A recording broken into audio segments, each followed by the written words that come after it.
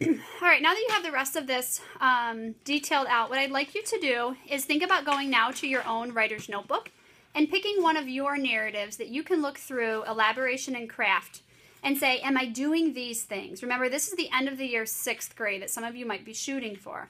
Others of you might be shooting for the 5th grade version.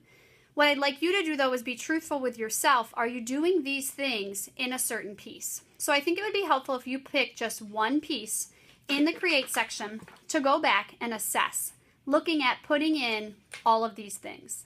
I would think the one that you choose is probably your most recent personal narrative. Go ahead and pause the video and take time to assess your work.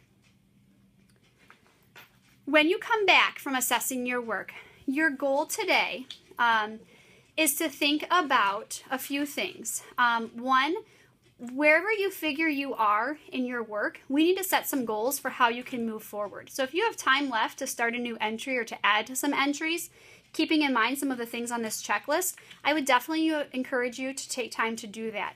Remember, the teaching point for today was the idea that you are going to kind of assess, pause your work, assess where you're at, and then set some goals to move forward.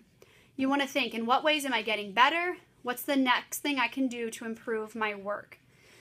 So as you're looking at your pieces, if you don't have any of that figurative language in here that, you know, this writer really had in there, if you don't have that chance of slowing down a moment, if we don't have those characters that are using different language in the sense of, you know, having different relationships, that's a goal that you can set for yourself, that I want you to set for yourself.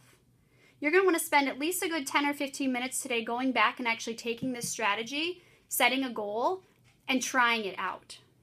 At the end of class today, you're going to get together with your writing partner and you're going to talk about what your goal was that you set for yourself and how did you make that happen in your writing. So make sure you take time to set a goal for yourself. If it's looking at the rubric and today you say, okay, I'm going to set the goal of getting some internal thinking. Then for the next 12 minutes, I want you focused on getting internal thinking.